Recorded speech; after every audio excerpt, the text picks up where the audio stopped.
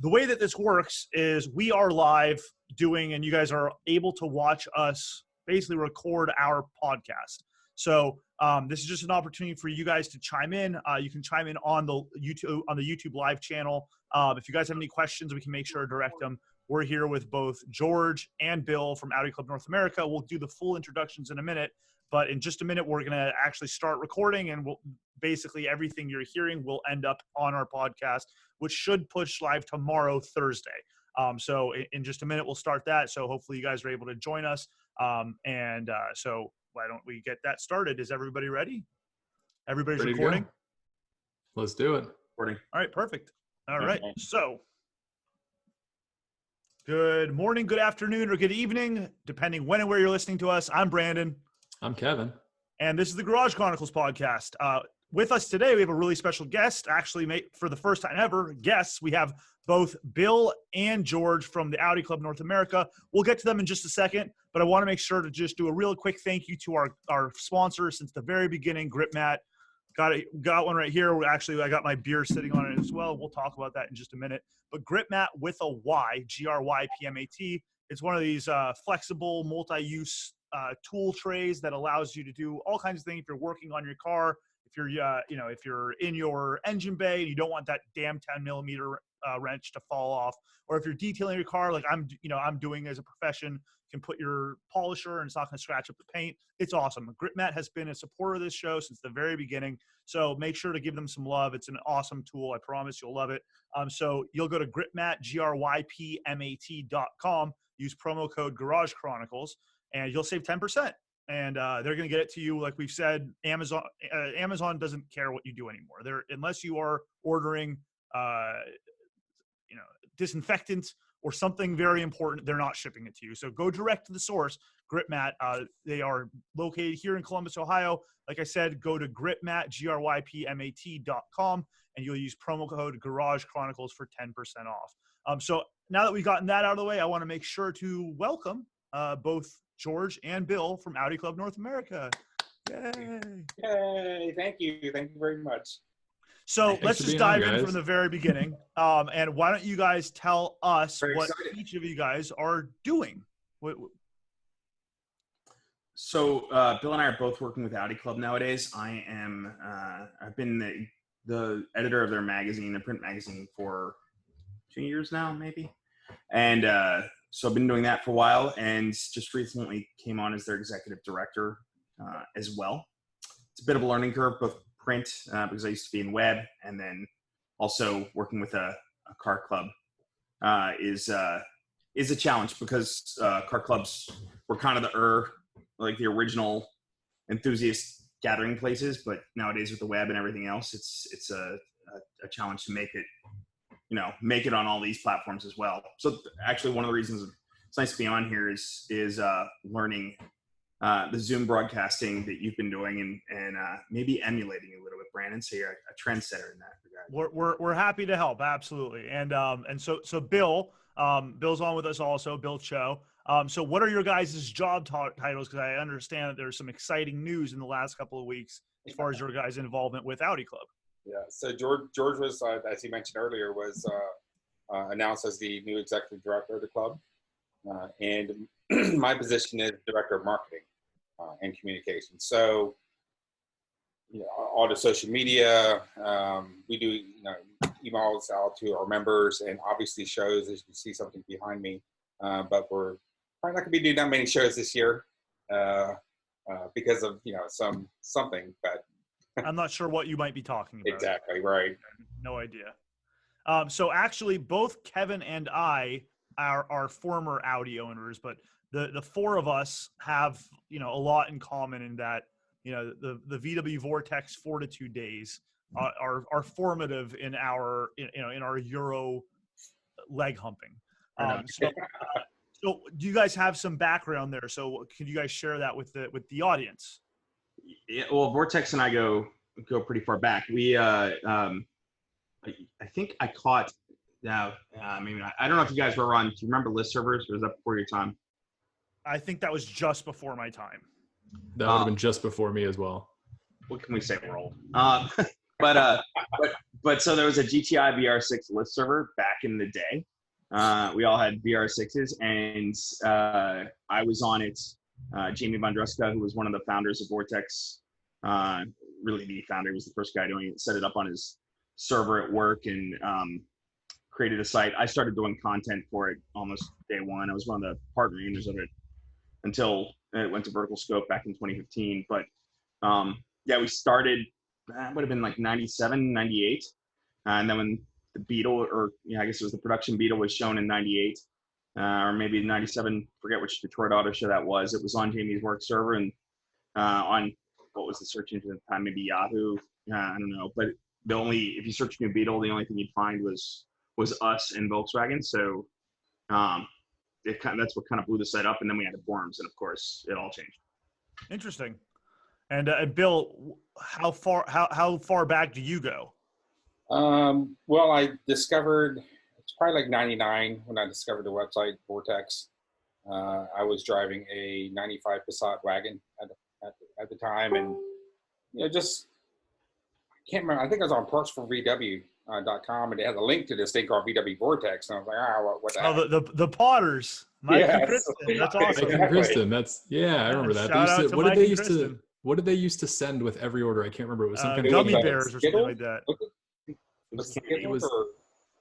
It was something. I just remember always you'd get. Might have been Sour Patch Kids or something like that. Yeah, you were stoked on your parts, and you got some free candy out of it. It was always exactly. I just ordered the parts just to get candy. That's all. So can't blame you for it.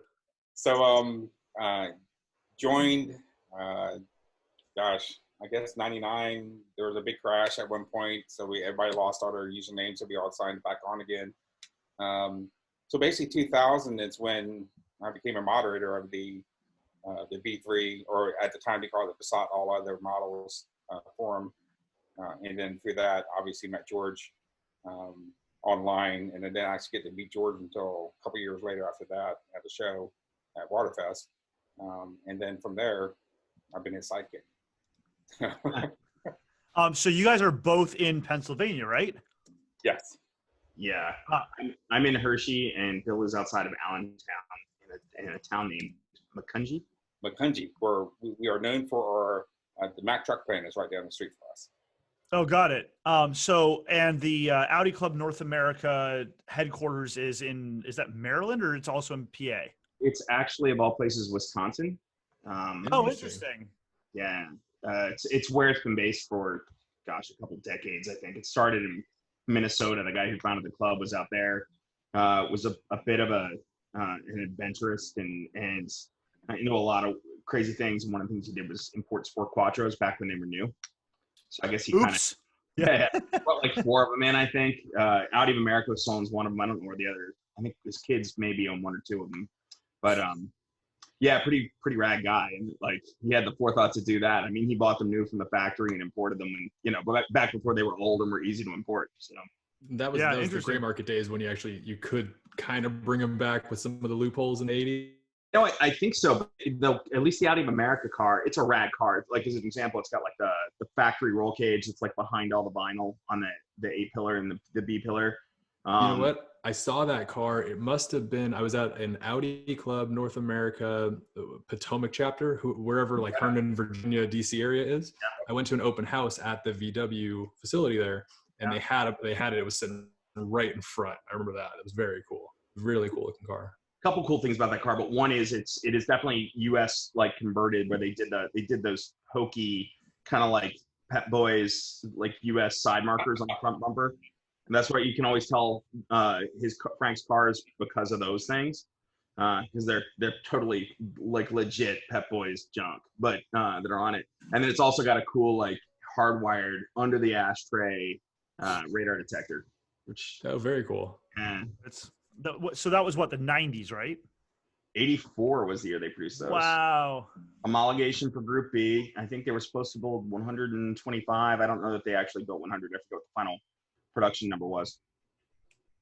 Yeah, by the 90s, they were probably banned from racing because they were too good, right? Because the Quattros were beating everything.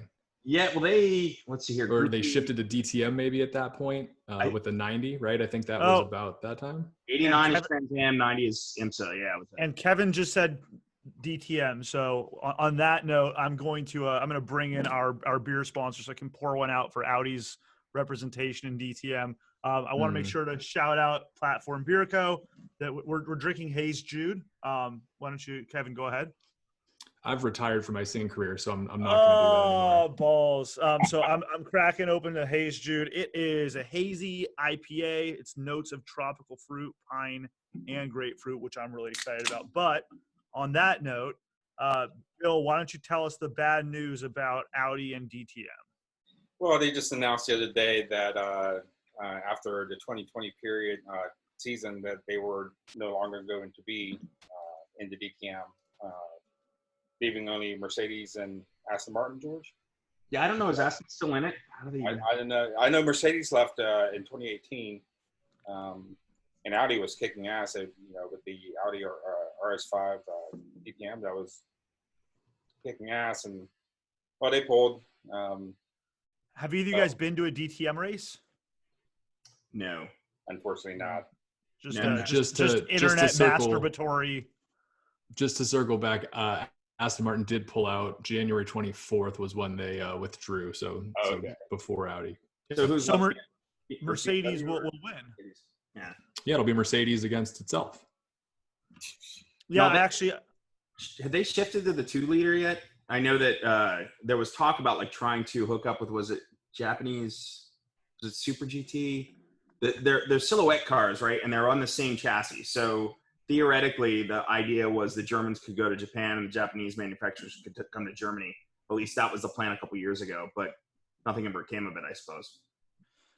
Yeah, interesting. I know that the I just saw the DTM's press release, or a commentary on Audi leaving, and they were happy that I mean, it sounded like it was well, first of all, they're definitely not happy that Audi's leaving, but which is goes without saying, obviously, but it seemed kind of like a little nudge, like, oh, we're really happy that Audi's going to honor their commitment to be here through the 2020 season. Like, you fucking better, guys. But yeah, it's a bummer to see. But I think in a world of e-tron, which we're going to talk about in just a minute, I imagine, George. I'm sure. I don't know where DTM really fits in, especially with the fact of how much belt tightening there's going to be in the next couple of quarters. I think it probably was a foregone conclusion that was going to happen, and everything that's going on right now is probably the final nail in the coffin. But I think it was probably going to happen anyways. Would you guys agree with that? Yeah, that's a tough series because it gets huge crowds in Germany.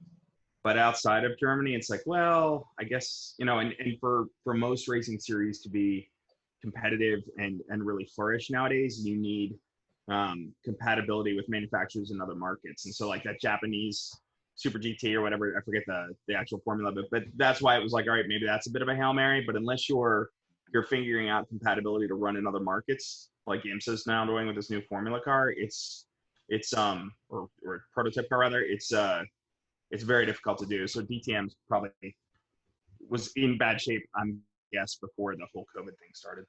Yeah. So you don't think that has a lot to do with the? George said, very popular. Go ahead. No, sorry. Go. No, I was just saying, like George said, it was very popular in Germany and to us nerds here in the States, basically. But we're not that strong or to really support them with that. So it is sad to see him. Leading DTM. I love the series. I thought it was a great series. But so as far as obviously us, so all four of us are like Volkswagen Audi group, or VAG. I know the G doesn't. VAG. Just say it, Brandon. Let's get it out of the way. I'm not going to say VAG. I'm not going to say it. But we'll say VAG. All four of us are. I'm wearing. I have a Mark 1 GTI on my sleeve, and that's, by the way, this is a Pure Euro shirt by Pure Euro. But the Pure Euro original, actually. I need my Audi shirt. So love it. I'm sporting both brands today. And it looks like Bill. It looks like you have a GTI Clark Plaid strap for your Apple Watch, right? Yep. Oh, that's cool. I'm gonna have to get one of those for sure. But at least in the last couple of decades, let's say, it seems like there's always been forbidden fruit as far as, that the U.S. always gets the shaft is like is the phrase that gets repeated over and over again. But it seems like the last few years, maybe that's not so much the case anymore. We're getting the RS6 wagon. I don't think we're getting the A3 Sportback, but like, really, is it going to, who's really going to spend the money on an A3 Sportback out here? Everybody says that they're going to, but what's your take on both of you guys? I'm curious to hear what your takes are. Where Audi USA's standing is now, because it was always, like I said before, it was always that Volkswagen America is always the little brother, doesn't get any of the good stuff. We don't get the Golf R wagon, we don't get, but we're still getting some really nice products. The RS6 wagon, and we get the e-tron stuff. What is your guys' take on where Audi America stands in the grand picture? You want me to go first, Bill, or do you want to? Oh yeah. So I tend to call me an apologist because I know everybody's always would love to have that car, right? Like that isn't here. But that said, especially given we're in the couple years after Dieselgate, the amount of cars that we're getting from them, particularly RS cars, in the last generation, we got RS7 in the C segment, right? And in the C segment now, we're getting RS6 Avant, RS7, RSQ8, right? Like they're offering more and more. So when you look back on like the iconic days of the Quattro, we really didn't get much. We got the Quattro, and now we have so much more.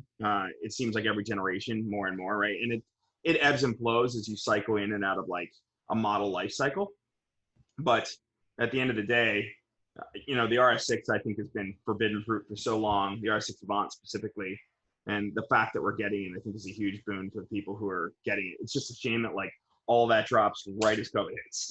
So it's not great timing, but aren't the majority of them sold out anyways? First year, yeah. I'm in central Pennsylvania, not a big market, and I believe they have a good friend of mine has the number 3 slot at my dealer, and he's not due to get a car in the first year. So, and wow.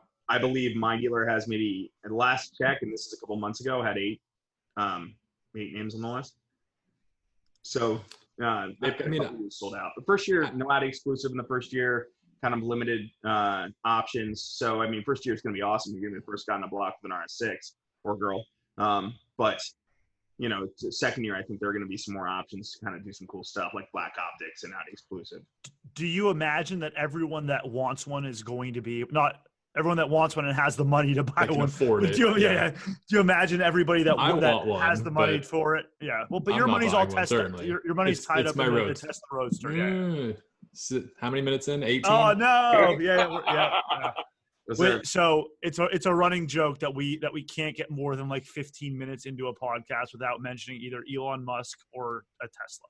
And there's some good Elon Musk news. We could always move to that, but let's finish on the RS6 Let's stick with first. the RS6. So do you imagine that everyone that's willing to put the money down on a new RS6 is going to be able to get their hands on it? I'd be curious because I know a lot of people who are reaching, right? Like the thing that, remember the R8 4.2, like when it first came out, it was V8 only, and they still kind of kept it through the first gen car. That car in the Audi lineup was very much a reach car, right? Like while the V10, they were ballers. The guys who bought them were ballers and loaded them up. The V8s were pretty low spec in most cases because guys were reaching to get in. It was really a dream car. And, in this case, it's, I think, a lot like that again. Like people are kind of going above their means. And I don't know if these deals for like financing are going to stick when those cars show up, but like the financing deals that are out there right now, listen, if I can finance an RS6 for like 0% for, I don't know, 184 months with 12 to 24 months of no payments, I'm in. Sign me up. Yeah, I just heard, like, I was talking to a buddy today, a car buddy, and he was saying, like, I know Audi is like, what, 75, whatever, however many months it is. I should know my multiples of 12 better than I do. But he said Jag is in the 80s. Like, it's so far out there. It makes a really unattainable car somewhat attainable if you're willing to take the Jeeps. I think the whole FCA lineup now is 0%. Didn't quite know where you're going there, Brandon, but let's. I think that might be helpful. I think the whole FCA lineup right now, Jeep and everything, and all the trucks are 0% for 84 months with no payments for like 90 days or something like that. VW's no payments for 180 days. Yeah, and well, what's website. really interesting about the Volkswagen stuff, and I'm twitching to get it myself an Atlas. Dude, I'm like, I'm the cross port. Right now, I might as well. So what's really interesting about the 0% is that it's also, there's a handful of 2019 Atlases still out there, and those have that 6-year warranty. Yes, they do. So a 6-year payment on a car that's going to be under warranty the whole time with no interest, I don't know. It doesn't bother me that much, right? You take any other the others car that are 84 months with like a 24-month warranty, and you're rolling the dice. You know, you might be underwater immediately, but absolutely. you're also the out same of thing. Like quickly. I have a lease on a Jeep Grand Cherokee that expires in February, and I would have never thought I'd be shopping right now. But with the rates and all that kind of stuff, it's Right. like if the right thing came along, I'm gonna go for it. I'll just have two SUVs sitting around for a couple months. So, Bill, what's your take on the little brother, big brother Audi situation? Like, what's your feelings on it?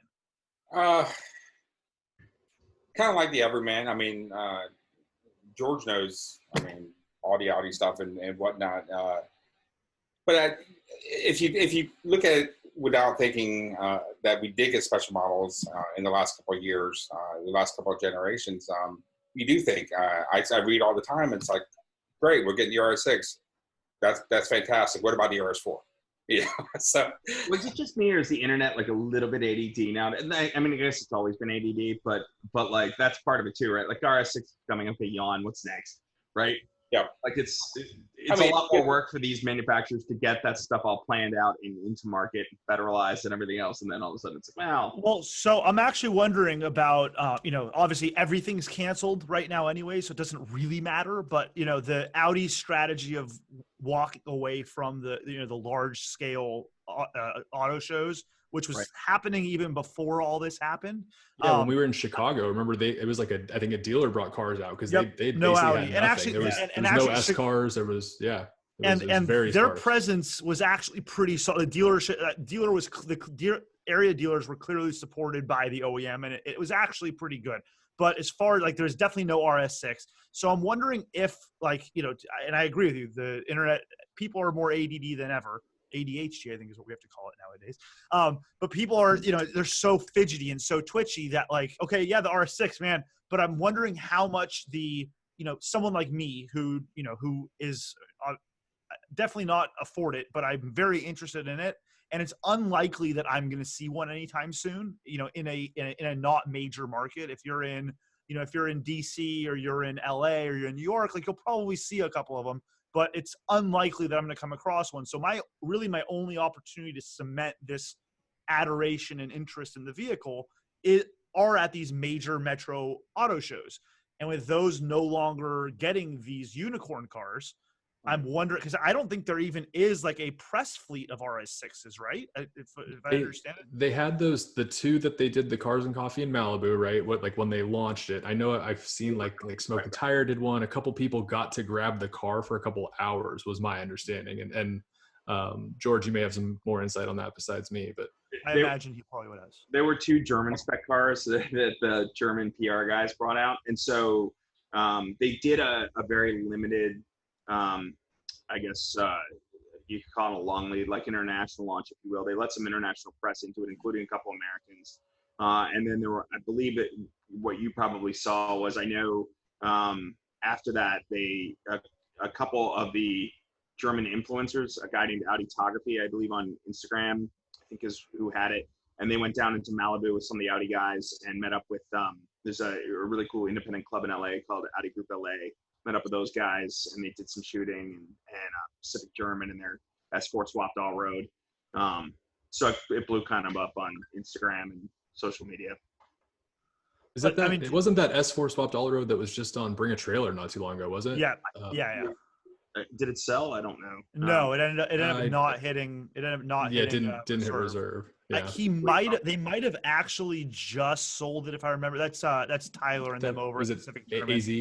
Oh, okay, gotcha. No, Pacific German. Yeah, that car was at Wusta a couple times, but really good guys. But yeah, so the question that I was trying to pose is that, do you think that the strategy of not being at these major auto shows, where it was the only opportunity for someone like me probably to go and touch and see and really, because how many of these cars do you see pictures of and go, oh yeah, it looks pretty good, and then you see it in person, you're like, holy shit, the flares, right? Like, oh my god, in person, this is an outrageous car that, do you think that might be contributing to the kind of ADD of like, okay, well, what about the RS4 now? Because like they're all fictional at this point. Right. Yeah, maybe. I think the challenge with car shows, auto shows, right, international or national auto shows, is just unfortunately the cost, right? For Audi to go in, they had just pulled out of New York. New York, spill a little of your beer out for that. That would have been this week. So I think that would have been last night, Bill, that we had the invite to the Porsche event at the Standard. Last week, I think it was. But Audi had already pulled out of that before New York canceled. And the reason for that is just the ungodly cost of going in and setting up a booth. BMW wasn't there last year. I heard the money ended up going to some of their electric development. As these companies sort of overhaul, in the case of Volkswagen Group, you've got Dieselgate and that they had to deal with all of that. So a lot of that money's being spent on like Electrify America charging systems and, the other fines that they were hit with and everything else. But even then, the transition to develop electric vehicles is such an expenditure that you have these major, multi-brand conglomerates like BMW Group, like Volkswagen Group, who really find putting that money into, say, developing a Volkswagen MEB or J1, which is Taycan and e-tron GT, like developing those is alongside of their current, internal combustion stuff is just such a cost. They've got to cut it somewhere, and they get a bang for their buck from a PR perspective by going to either press launches or doing things like they did kind of underground in Malibu with the, taking to Cars and Coffee, which I think got them a huge bump on social. I'm sure. Yeah. And that was like, well, we're just going to take some Stanchions down and a couple RS6s. I mean, they cleared it ahead of time, but I doubt, there was much cost to it for them. Yeah, not nearly compared to what they would have spent to get all the cars out to the show, to bring their booth set up and all their, the employees there and whatever else. I mean, it's obviously we saw it with Geneva, how much money was spent to get a bunch of stuff out there and unfortunately had to be all shipped back.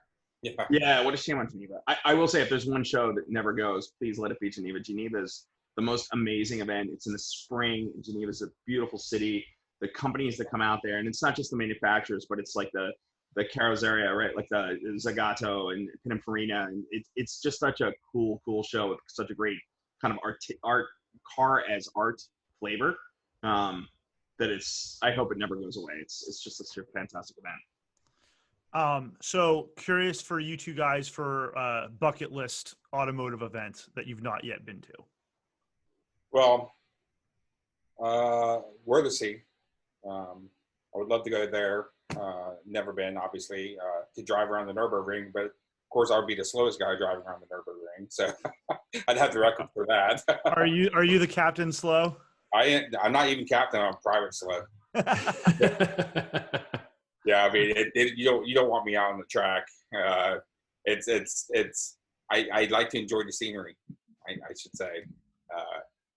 But yeah, that would probably be mine. It's a good choice. What about you, George? I'm going to go with Goodwood Festival of Speed. Oh, really? Yes. Dang it. Yes. I like where your head's at. I like it. Plus, I've done Wörthersee, Bill, so I'm not going to. Oh, yeah, you have. A little flex there, right? But no, Goodwood is like the one that always got away from me. I never got there, and at some point I will, but this damn COVID virus has got to go away first. Yeah, I'm definitely a Goodwood person also. Like I've said it on a previous podcast, but that's the one event that like I find myself glued to the TV to like stream the, on all their stupid hours that, because for some reason their times are all wrong. Obviously they're not in America. I don't know what, like the American times, I don't know why they can't just do it. How dare they? But yeah, that's the one weekend where I'm like, I'm glued to the TV to watch as much content as I possibly can. I sit here in my office and have it streaming the whole time it's on. I think that the thing about Goodwood that's magic, earlier on when I was talking about the club and trying to get it like up to speed with like the modern world, I live here in Hershey, which is where the Antique Automobile Club of America is located. And if you ever get here in the fall, they have the biggest auto jumble in the world of like all kinds of Europeans come over to get stuff. It's crazy. But that said, it is a relic, right? Like it is something unto, it's wonderfully it's like stepping back in time going to it. It's always been like that ever since I was a kid. But what's amazing about Goodwood to me is they've taken what is like a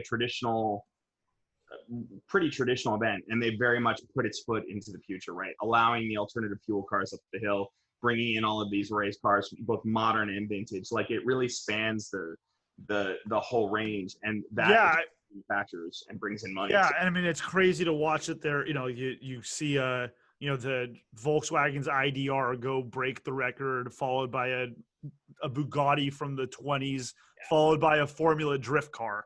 Right, like, and then a European NASCAR, which was like my favorite one from last year, which just blew me away at how fast that thing was and how quickly it took those corners.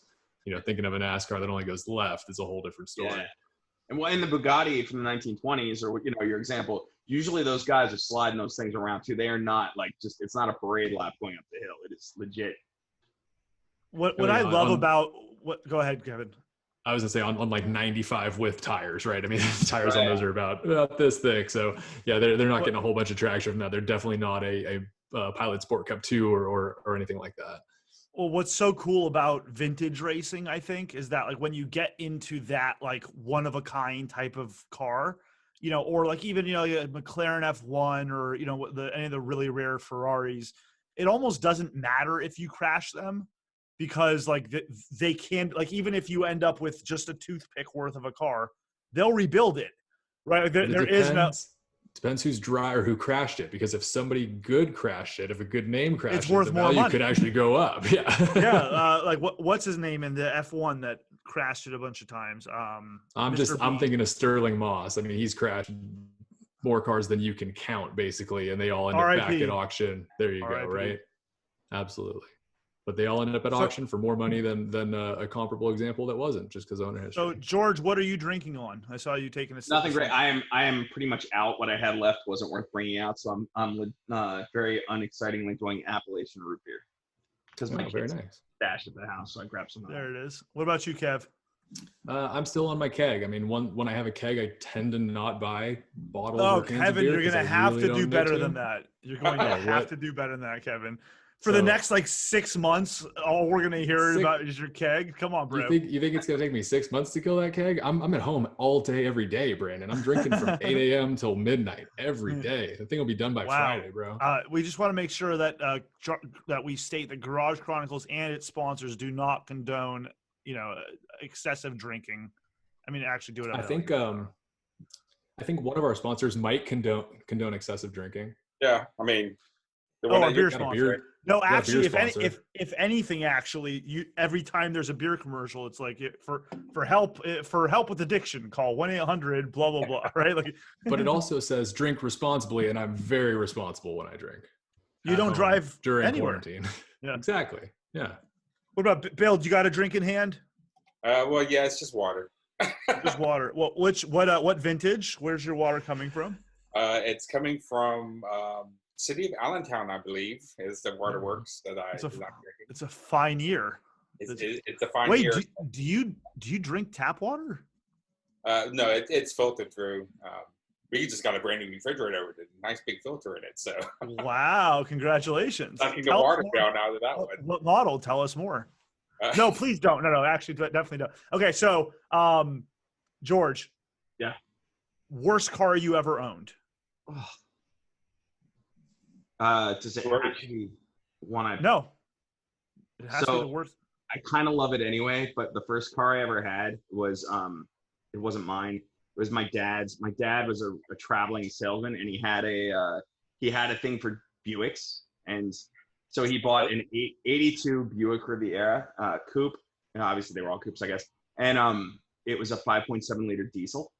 So He got theoretically really great fuel economy. Not good power in any way. And so I'm about 16 years old, and Dad gets rear-ended by he had about 180,000 miles on the car, and he got rear-ended by a Pennsylvania State Trooper. And so the car was all bashed in the back, and the problem with that, as we learned, insurance didn't pay out for another, 6 to 12 months. And so Dad was like, here, it's yours. We're not going to fix it. When the insurance money comes in, whatever it is, we'll use it to get a we'll trade this and get a cool car. And so I got to roll in that smoky old Bastion Riviera for I don't know how long, but it was tragic and yet wonderful at the same time.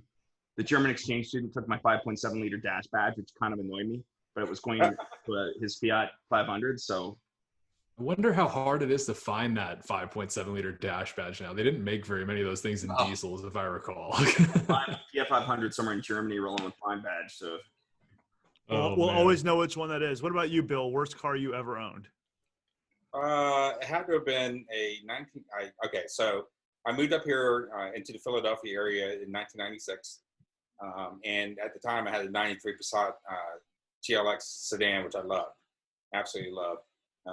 It didn't last very long in Philadelphia. It got hit by a drunk driver, totally bashed in the back. He tried to get away, so he hit me again in the side. Well, that was kind of him. Yeah, this car was completely trashed, and I was heartbroken, and I needed something pretty quick. So this obviously before the internet. I was flipping through an Auto Trader and saw a red, I think it was 1990 Cabriolet, black top, pretty decent price, and it was right down the street. Went down there, bought it. That was probably the number 4 Cabriolet that I've had. So that's, I was familiar with it, bought it. It looked great. It ended up being a piece of shit. It was just, it was so bad. It got broken into. I lived in Philly, so it got broken into so many times. At their point, I didn't even bother. I never even locked the doors. I never kept anything in there, and finally just got rid of it. Sold it to some kid for a couple $100. And now it's probably on bags and some wide wheels with a ton of camber somewhere in Pennsylvania. At least I hope. But or it's rusted into the ground. It's probably rusted into the ground. Pretty likely that's the case. It was a city car when I had it, and it was a piece of shit back then. And I traded it. No, I sold it and I bought the 95 Passat wagon. And that's the one that you were. That's the beginning of. That's genesis of Volkswagen Vortex. Exactly. That's the whole. Came full circle. I love it. It's funny you said that a Cabrio was the worst car you've owned, right? Because I'm sitting here thinking, okay, Brandon's gonna ask me next, and which one is it? And no, I hate to say that a Mark II. I'm going through my head of all my cars I've had of what was good, what was bad, and I love Mark II so much, but the worst car I've ever had was my VR6 swap Mark II that just didn't work ever. So if somebody else did the swap, I will never buy a swapped car again. I did not know anything that was on it. I didn't know what brakes it needed. I didn't know anything. I basically got to the point where it would run without stalling and then just dumped it because I was like, I'm done with this. I'll get a 16 valve again, but no more of that. So it sucks when a good car on its bones can be just terrible because of the example that you have. Oh yeah. If somebody does a very poor swap, game over. I would love to have a pure swapped Mark II, but I'm not doing that work. I'm not either. But you know what's a cool one right now is that 2.5 swap. There's a company, I can't remember their name. They're up in Cincinnati, but they do a kit for it. It's basically it's almost plug and play. I think it still uses the stock subframe even, but they put a 2.5 in it, and you can do power steering and air conditioning, which is out of control in a Mark II because no Mark II has air conditioning in 2020. I don't think there's a single one left. My Mark V does have air conditioning, so there you go. Nothing leaves stock. It's a shop near Bill, a friend of ours, Josh Pashhouse, who runs it, has done a bunch of these swaps, including I think he's done a couple 2.5 TFSIs in Mark I TTs. Nice. And then the Rabbit motor is crazy cheap, crazy. The plentiful. You can put a turbo kit on them, stock internals, and it's pretty amazing. So. Yeah, and they sound great too, and they're tunable. I think even in stock form in a Mark II with what that car weighs, it'd be a fantastic swap, especially if you could keep power steering and AC. That's Brandon. It's a bulletproof engine. It's a great engine. It's Absolutely. Like the ABA of the 2.5s. It's just a really good. It's very stock. Stock under stressed. Yeah. Yeah, but it's got a little more power than an ABA too, which is nice. Brandon, what about you? Worst car you've ever owned? I'll keep my reservations on which one of your cars I think was the worst car you've ever owned. But which one do you think it is? your Fiat 500, not the electric one, the tan one. No, dude, I thought that was no. I can't fault that one at all. That thing never skipped a beat. It couldn't keep up with my TDI wagon in the canyon, so I'm gonna say that was your worst. It had 98 horsepower. Of course. Oh, that's because it was driver mod. That's what it was. You're right. Yeah, You're right, Brandon. It was driver mod. You're right. I think probably one of the 3 Mark IIs that I had. Unfortunately, I'm gonna have to like it was an '86 Jetta GL that is small bumper. It was really not like there's nothing great about it, but the power steering was out on it, and like if anybody's driven a car that's supposed to have, it's one thing to drive a car that doesn't have power steering. That's kind of sucks. But to have a car that's supposed to have power steering, but if doesn't. they looped the rack, like my VR6 Mark II had a looped rack, so it was terrible, but it was manageable. But yeah, to have a power steering rack and no power steering pump that works. But to be honest, I've like pretty much all of my cars. I've had like the '96 Lincoln Town Car with like the oxblood cloth interior. Like I've way had better than your Fiat. Yeah, way better than your Fiat. You gotta calm down. Case and point, sir. Thank you. So here's what made the Fiat a bad car or like not a great car. I love the way it handles. No, stop it. Had a very high seating position. Very high seating position. Which was fixed with aftermarket. Which was fixed with aftermarket seats. Had terrible aftermarket seats in it. You shut your mouth. No, what makes the Fiat 500 not compelling is that in the real world at highway speeds, like driving to Vegas at 75, 80 miles an hour, that thing got worse gas mileage than like a Jetta, right? It got like 32 miles a gallon, 30 miles a gallon. And like, why am I driving this tiny death trap if it's not going to get great fuel economy? Like it might be one thing like around, I'm sure around the city, like it was pretty good, but still like in a world where cars are getting mid-20s, mid-30s that have a back seat and a trunk and they drive nice and they're not, it doesn't sound like you're going to get run off the road by every UPS truck that drives by you. There just wasn't a lot of like reason. Like I'm like, you look around, you're like, well, why the hell am I driving this thing? Like it's not particularly comfortable. It's not particularly fast. Like, there's nothing really like great about it. And the one thing that you'd expect to be amazing about it, which would be fuel economy, when you're actually driving it, because you have to keep your foot into it just to keep up with traffic. So that's probably what made it not, if fuel was $4.50 a gallon like it was for a bit, sure, Fiat 500 maybe. But again, considering you can go get a Jetta for the same money that has a back seat, that has a trunk, that has a real motor in it, but I loved it. I thought it was a blast. That car ended up going to SEMA. It was on KW suspension, Rotiform 3-piece wheels, great sticky tires. Like it was definitely, what the new word for slow is, they call it momentum cars. It was definitely a momentum car. Can I test on 500 for a minute? Yep. So your car sounds cool, and I always like the look of 500, so I'll give them that. But I won't attribute this to anybody, but there's a journalist I know in Europe who contributes to like a couple of the major magazines, or a couple of those guys that do that circuit.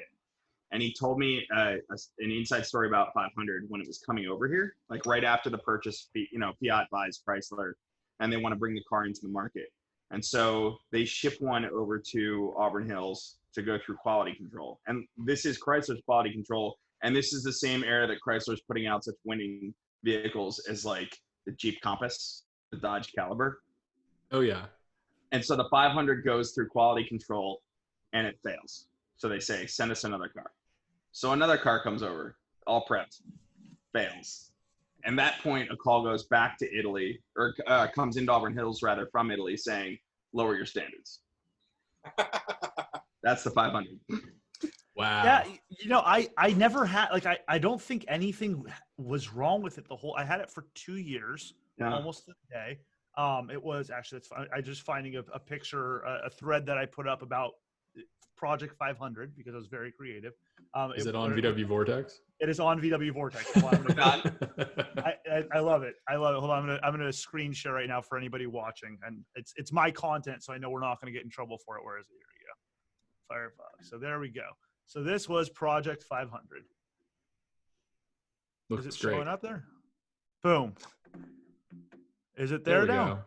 Beautiful. It looks great. Yeah, it was a great looking. I'm not saying it wasn't a good looking car, but it just wasn't a great car. My Jetta looked fantastic too, but it was a piece of shit, as I just explained.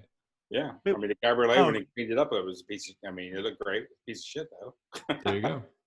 Oh man, Brandon, you're making me go do some flashbacks here. Oh, dude, I miss have not Vortex. Here we go. Been able to log into Vortex since the last time everybody's user IDs got hacked or whatever it was, or probably wasn't hacked, but like they made you reset your password and it had to be like 19 characters with like 12 special characters and capitals and numbers and like, you know, something in a different language. It was ridiculous. And so ever since then, I'll point out that was after George saw the site. So it was yeah. His watch. I can't go back. It's like seeing your ex-girlfriend. You know what I mean? I wish her well, but I just can't go back. Yeah, I actually, I'll have you know that actually Kevin can vouch for this. We walked by the auto guide booth at SEMA, and I spent probably 20 minutes yelling at them for ruining Vortex. I think we've done that every year since they ruined Vortex, because I know it's happened at least it's more than once for sure. It was so good. I loved Vortex. I loved Vortex, and yeah. I mean, let's not dance on the grave, but I think that, you know, I imagine most people from actually that's a good question. George, what do you figure percentage-wise of people that are currently members of Audi Club North America were at some point VW Vortex people? Well, from being from the Fortitude side of that portfolio, it's sadly I bet more of them were Vortex people than Fortitude people, because that site was just so ubiquitous. Like everybody read it, and even like if you looked at the car lounge, there were a ton of people who had nothing to do with Volkswagen Group. And that's still, I mean, literally the only forum, like the only I think I have. Like other than like Renlist, you know, as far as bookmarks. But Renlist classifieds is all you go to. Like, let's be honest, but you don't go to the 987 forum. Exactly. It's literally it's the only website that I ever visit still is Car Lounge. In the heyday with Car Lounge, it was always interesting to see because somebody would make a post in Car Lounge and then Jalopnik or Autoblog would run a story like. Instantly. Right. Well, and it's crazy to see even if you go in Car Lounge, like how many of the old threads are like still rolling. Like I know one of the notorious ones was that guy who bought the Z3M coupe with his Amex and it had a bent frame, and it was like it's probably at like page 1000 now, but it's still probably top page. Schnell or whatever was his username. I think it's still going. Yeah, the bent M3. Yeah, I'm pretty sure the thread is still going, and that's probably like an 8-year-old thread at this point. But actually, one of the big threads that I started was actually the and you guys might appreciate was as the Beetle, the 2012 Beetle was about to come up, we did a Photoshop thread, and that was like ended up being the hundreds of thousands of views kind of a thing. And actually, hold on, I'm going to pull up a picture that Kevin and I actually this very much Audi Club thing. Kevin and I went. We met through Audis. Actually, we told that story yesterday, but that was when I had my B6. Audi Zine, that's what it was. You posted something on Audi Zine, and I went to it, and that's how me and Brandon are here today. If it wasn't for that. Ixnay on the Audi Zine. No, but what I was going to say is that Kevin and I went to were in Vegas for SEMA last year. And we ended up doing a kind of a pre-run for the Wusta, is kind of was moving towards being a road trip. And so we did Audi car. It was Silver Car. We rented a Silver Car from Audi. And I think actually George gave me a promo code, if I remember correctly. Yeah. So, and by the way, Silver Car's the best. Right. It is the best thing that's ever existed. That A4 had 36,000 miles on it, which in rental car miles is like, as we know, 360,000 miles. And it was the cleanest rental car I've ever been in. And it felt brand new. So this is actually a picture that I took that just reminded me so much of Car Lounge. So for those that are at home that can't see this, so it's actually, we got to, I guess, give a little bit of backstory. So the Car Lounge is a forum that was connected to VW Vortex, and everyone on Car Lounge was, half the people were like, "Oh, this is definitely a VW forum," and then the other half of people understood that it was like kind of a generic car forum, and so people would be like, "Oh, like we're VW fanboys," and then people were like, well, "I'm definitely not." But so the logo was always just this yellow couch, like that looked like it would have come out of the Simpsons. Good couch. Yep. So, and I'm curious if you guys have any backstory on the couch. I remember there was one, but I don't remember what it was. But Kevin and I are in the middle of nowhere. This was just outside. I think this is about 30 minutes into our drive after spending the night in Laughlin. In Laughlin. Yep. So just as we're getting onto Highway 10, we stumble across this couch. I'm like, oh my God, this is the car lounge. This is like it reminded me so much. I love it. So that picture I had to show you guys. It was just there. It was just sitting there. It was just sitting there. Yeah, there was all kinds of interesting things around it too, but that was the pinnacle was the couch. And so question, did y'all sit in it? No. Oh, of course not. No. Actually, I did, and that's how coronavirus started. Oh no. That was patient zero. Too soon, Brandon. Too soon. And actually, that moment is the Worcester European Car Festival. For those who don't know, so what were you going to say, Kevin? I was trying to fill in for you while you were buffering, but sorry about that. So, Worcester European Car Festival, for those that don't know, is a European car weekend festival event that I had, was hosting for. I think we ended up doing 13 or 14 years on the trot. We've been off for a couple of years, and I'm bringing it back. And the format that I've been looking at was doing all of a sudden like this road trip.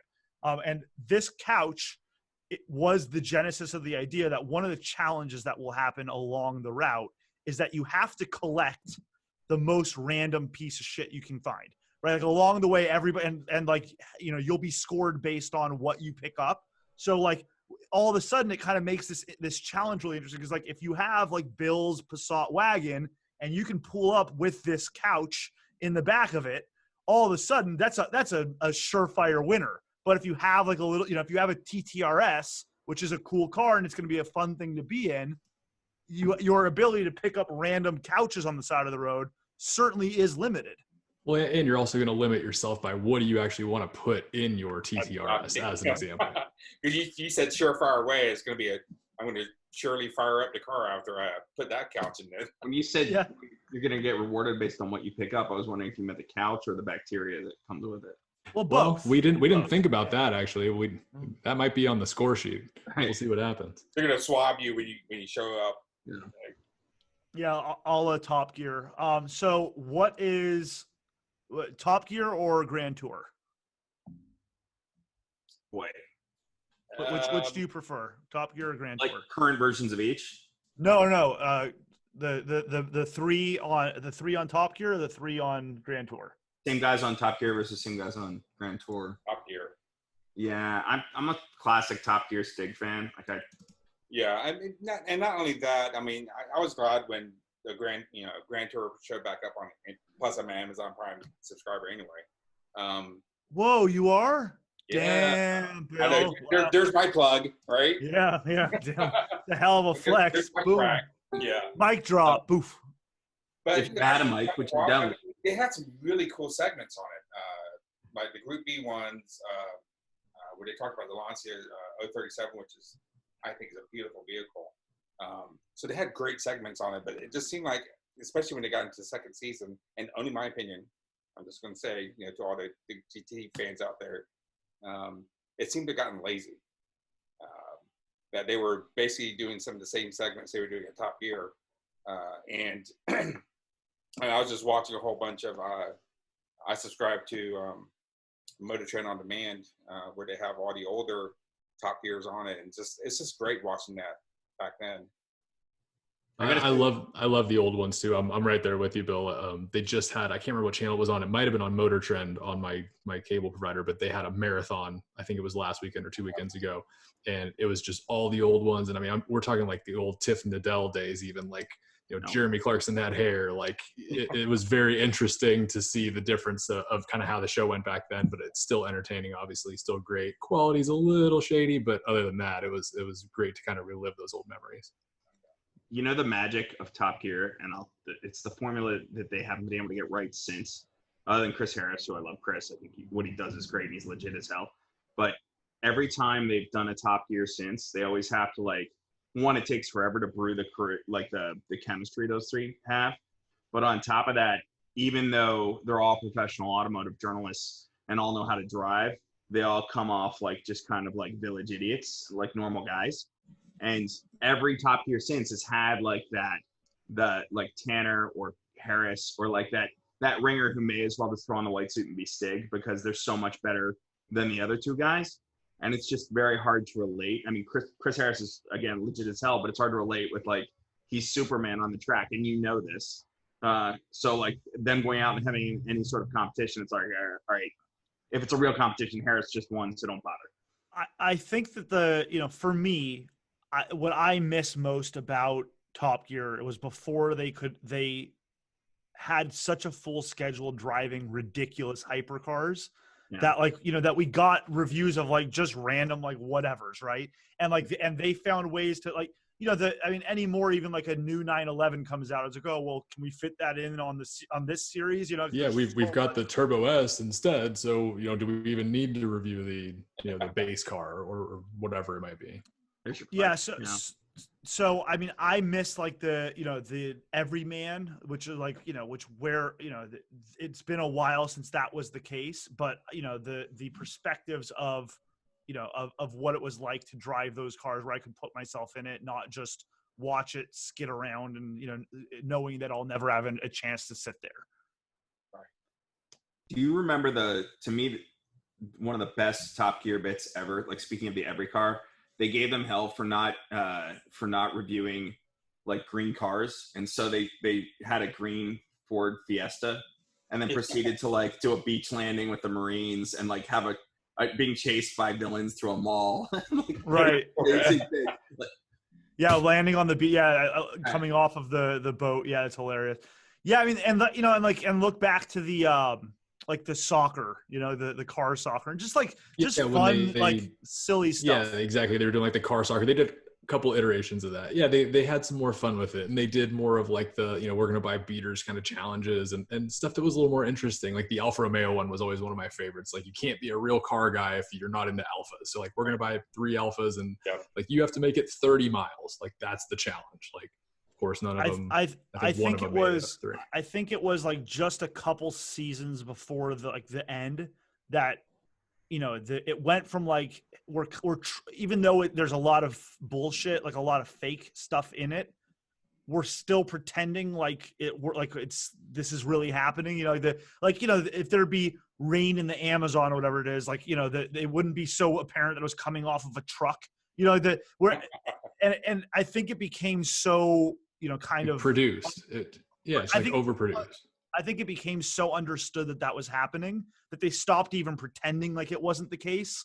Where like it was like, oh yeah, well, and then this happened. Like, stop it. No, it didn't. It became so clear that like they weren't driving the cars between cities. Like, they would just show up where it was and they drive it around there, and then it would get trucked off to the next place. And that was frustrating, I think, for me. Yeah, it took the fun factor of like the realism. Like, it was, you getting together with your friends and doing something fun, like a road trip with 3 silly cars or whatever that was. And that's what I kind of felt about the Grand Tour. It was, beautifully produced. They had a great budget, but it just seemed like they were playing caricatures of themselves. Yeah. And they were almost like making it run. I forget which bit it was that they would do, but it was almost like making a run at Monty Python, but not Monty Python. You know what I mean? It was. Oh, was it the celebrity show? The celebrity. Show up? They always die in every episode. Yeah. They'd kill him before they could get. Oh, he's on his way over. Like, oh, he fell in the river or whatever. Yeah. There's a whole story behind that one, but it didn't land. It definitely didn't land. I think like they were going for like a Monty Python Search for the Holy Grail, like kind of like just a flesh wound kind of thing, and it's like, all right, well, Monty Python did that how many decades ago, man? So. I heard it was either one of the directors or producers on the show was talking about, it might have been a writer, somebody on the show anyways, was talking about when they brought that up in the boardroom basically. And he threw it out as an idea and everyone was kind of silent, but Jeremy Clarkson really liked it. And so they're like, okay, well, we're going to do it. And then he's like, it just completely did not land the first episode, but we had already written it in every single one. So we just kept doing it for first season. And that's why they ditched it after that. Do you think with those 3, it's a little bit like the rap game, right? Like, you come out and you're hungry and it's the best shit you're ever going to put out. And then at that point you've made it and you have the money and you're not relatable anymore. So like, there's only so much you can do. I get the more they drop of like the ridiculous car they own or whatever else, you're just kind of like, oh god, Jeremy, get lost. You know what I mean? Like I loved you at one point, but you're kind of like Kanye to me now, right? Your first album was amazing, and now I don't know, you're just kind of lost. Man, I was just listening to College Dropout the other day. That's a great album. That's a great album, man. Great album. Even my kids like it. Really? How old are your kids? Just out of curiosity. 19 and 16. So, you know, I'm an old guy. But they're listening to good music, so you taught them well. Yeah, I guess. Although some of the shit they listen to, man, I feel like our parents sometimes like, what's that noise you're listening to? And it's just mumble rap. Don't worry about it. It'll pass. What are your kids driving, Bill? Well, my youngest son, he was supposed to take his driving test like a month ago. That was not successful because they canceled everything. So I'm kind of reluctant to say what my older son is driving. I have a 2007 GTI, and when I bought it, he was 7 years old, and he said, "I want that car when I'm old enough." And I was like, "Great!" So I held on to it, and he drove it for a bit, but it's a stick, and you know he wasn't too comfortable with it. And then he shows up with a 2005 Toyota Camry. So I call it the Soul Crusher. Reliable, basic transportation. But let me tell you, what color is it? Soul Crusher, but damn if that thing doesn't run. What color is it? It is it's not Grandpa Gold. It is like a grayish, like a platinum. No, but gray. the more important question. Exactly. Bill, the more important question is, does it have the infamous Camry dent on the rear bumper, like all Camrys do? It did. And you can tell that it's been repaired and poorly repaired. So at least they gave it a shot, because most people, I think, just gave up. Somebody like pulled out the dent, and you can see them like sanded it down and tried to match the color. But yeah, it's got remnants of it. Oh man, I don't know if they ever figured that one out. I was following that for a while. I had a 2013 Camry as a company car for a while, and it inherited that one. Of course, it had the dent, but it's like I don't know what the case was with that as to why they all seem to have it. But I know it was an internet mystery because for a minute. It didn't have a backup camera. Oh, are you saying Camry drivers can't reverse? Like without technology, like they can't do it unless they have a camera or something. Exactly. Yeah. Oh, okay. No. It's not a matter of them not being able to reverse. It's people crashing into them on purpose. See, I think it's just they kind of implode on their own. So it's fine the night before, it's parked, it's safe. You walk out of your house the next day, and there it is. The Camry dent has arrived. Okay. It's like a ghost. It just floats into your life. Good point with that, because how many of those Camry dents that you see that aren't scraped up or anything? It's just a dent. Right? It's the mystery of the Camry dent. So I kid him about that car, but I mean, it was his first car, and he likes it. Now he's a sophomore in college, and he wants my car again. So I told him, just take it out, drive around, get to learn to stick again. My wife doesn't want to do that because it's got 208,000 miles on it, and it's an old Volkswagen. So she's not too thrilled about that. The funny thing is that we're looking at at least a Mark V for the youngest son whenever he can take his driving test. The Mark 6 GTI has gotten so cheap. And they're so good too. They're so good, and they've gotten so cheap. It is crazy. So your Mark V is an 08. So is it an 08 or an 08.5? Is it FSI or TSI? It's 07. Oh, 07. Yeah, so it's an FSI, 4-door, which was what I've been waiting for a 4-door GTI forever. I've seen pictures of it in Germany or over in Europe. I've always wanted one, and they finally showed up. And I remember telling my wife, it's like, I'm getting a GTI. And she's like, it only has 2 doors. I'm like, hang on. My old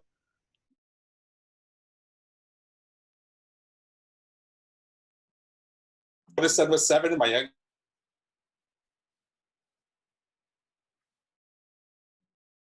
son was getting in and out of the door. I was like, absolutely. George, what are you driving these days? I've got an S5, and my wife's got an e-tron, so we went electric this year. Very nice. How do you like the e-tron? We're digging it, man. It's great in this coronavirus thing because I don't have to go to the gas station. So she's been. Well, neither do I, but Yeah. Did I hear Tesla? Is Tesla going to come back into this conversation? Let's do it. No. I'm just saying I'm not driving anywhere, so I don't have to go to the gas station. Yeah. It only cost me $22 to fill up my Porsche the other day, which was like, I'm like, wow, I'm back in 2000. Oh, by the way, it was. Bill is the odd man out on having a black Porsche, by the way. So Yeah, right? what do we have? I know Brandon's got a Boxer 971. one. No, you have a 9871, Brandon, not a Yeah, that's what I 997. No, you said 997. 987. I have a 9872 Cayman. Very nice. Nice. That is also paint to sample black. I like that. I might have to use that. I've got a 964 Carrera 2. It's Very nice. right behind him. Look over his shoulder. Oh yeah, Oh yeah, there it show is. us that. Hey, wait, George, you got to go get that. You got to. We had so a few days ago, Bill and George and I had a little test Zoom meeting. Look at it. Look how legit. How long did it That's take you to get beautiful. that made? So there's a guy, Patrick Conan, I believe his name is Kohnen. I found him on some super nerdy group on Facebook that's like custom Porsches or something like that. He does custom painting of these cars, and I saw him post in a Porsche dealership somewhere wherever he is in Northern Europe, this shelf of cars, and they see this black 964 on there. I've never seen a 118 black 964, and it's actually an RS, right? So mine's got the flag mirrors, this one's got the teardrops, this one's got pole positions, which I wish I had, and of course it's an RS. Mine is just a Carrera 2, but the Euro RS is very close to Carrera 2 visually, and mine's black, so I really wanted one. Never seen one, and so I emailed him, and of course it was custom painted, as he said. So I emailed one, or I ordered one, and it was it was $200. I indulged, right? I wanted a model of my car, and or thereabouts, if I remember correctly. But it shows up, and if it weren't down in my basement, I would show it to you. But it's it must have broken free of the screw that holds the model car down in the box, and it looked like James Dean's 550. Oh no. All I could see was a couple Cup 1 wheels in there and the pole positions. Everything else was just mangled mess. And so he's he apologized, shipping insurance covered it. So he's I'll get you another one. But then the guy's got a day job, so it was a year by the time I got the thing. And I mean, like I said, the first one came pretty quick, so I'm not gonna beat him up on it. He did finally get it for me, but yeah, he does amazing work. I mean, the paint on it is really probably better than the original. That came on this. I think it was what's the Ruby Stone Red? I think it was a Ruby Stone. Don't hate me for the people like the paint sample, but it was a Ruby Stone Carrera RS. Now it's my black. Now it's your PTS black all day. Yeah. There is only one company that makes a 9872 Cayman die cast, and it just so happens to be black. Paint to sample black, because every 9872 is black unless you ordered it otherwise. But it's very difficult to find. So I'm always scouring ebay.de trying to pick one up. And it's the same thing you said of do I want to spend 150 or $200 on, a scale model of my car? So one day I will pull the trigger on it, but you guys all need girlfriends. Maybe you need a hobby. Build your own damn car. The electric, the e-tron is great. My wife, it's her daily, but she's not working, or she's working from home for the last couple months, so it's my daily. There you go. Yeah. So currently Kevin's getting about 2 weeks to a gallon. The majority of my mileage. No. Yeah. Yeah, on your Jeep. Wait, what do you mean 2 weeks? Oh, on the Jeep. Yeah. I think I filled up the Jeep a month and a half ago, but I fill up the Porsche every weekend. So that just gets a tank of back roads, basically. So somewhere between 200 and 400 miles typically. So George, my route for this weekend. Very excited. You mentioned the e-tron a couple times. Is there a website or some sort of a group that we should be checking out if we are interested or own an e-tron? Shameless plug portion of the show. So Audi Club launched an e-tron specific blog. And did they? They did, as a matter of fact. It's called e-tron Connect. You can either go to e-tronconnect.com, E without the dash is actually owned by a little company called the Volkswagen Group. So we went with the E-dash URL, or you can go to audiclubna.org/e-tron without the dash, and that'll bring it up. So it's e-tron specific blog, and then we have some forums on there, playing with the discourse platform, and then a presence on Facebook. So and you guys did that road trip in the e-tron that you guys podcasted from, right? Like mid route. Right. Yeah. Right. That was an awesome trip. We drove from Hershey to Lime Rock was the first leg, correct? Yes. Lime Rock and on up to Vermont. And it was fantastic. I mean, it was the first like long trip. And I remember when George was saying, I want to take the e-tron to Avanttoberfest. And I was like, you're nuts. It's like, my wife was even like, are you sure you don't want to follow him in the wagon? We have a TDI wagon. And she's like, are you sure you don't want him to follow him just in case? Nope. Support vehicle just in case something happens or you can't get to a charging station or the charger doesn't work. I mean, there are a lot of stories we can tell that trip, but that was really the main thing. We had just gotten a car, so I'd never done a long trip in it. I'm hoping to do Maine this summer if the curtain lifts, but for that trip, it was, we were able to do Electrify America, the super fast charging at Walmart's the whole way up. And other than East Stroudsburg Walmart, where we met a good friend who joked about wanting to kill us, that was, yeah. I mean, late night at Walmart, who knows? It gets a little weird. And good friend. Doesn't matter what state you're in, a late night at Walmart is a late night at Walmart. After we left him, as we're leaving, we heard screams across the parking lot. And as we're leaving about a quarter mile away from the Walmart, we saw police cars going the other way. So, like Walmart. So at least it was a quiet enough car that you could hear the screams and kind of get a feel for what was going on. It was an interesting charging period. That was yeah. But otherwise, Electrify America rocks. Like, it's super fast. And so we were able to do that up to Newburgh, New York, I believe, and then we got off the thruway and into Vermont, and Vermont gets a little more, rural. Yeah, well, there's no Electrify America, so the fast charging you can find there, like I can do 120 kilowatt charging at Electrify America, and then you get into Vermont, and we'd find some high speed 50s, like 50 kilowatts, and that's how you might charge like an i3 or some of the older electrics. Yeah, exactly. So it's definitely not up to par. It's not going to charge you quickly. You're going to be sitting there for a while, or you're not going to get a whole lot of charge off of a short amount of time. But like these stops are like city center of like Manchester, Vermont, or city center of like Bennington, which are these really picturesque little towns. So like hanging out for an hour there, because you get about a percentage point a minute, so maybe a little longer than an hour, grab lunch, whatever. But like it's way more relaxing than say late night at Walmart. So absolutely. I mean, definitely if you're doing the Walmart run, you got to do that midday. I think we made the mistake of going late on a Friday night.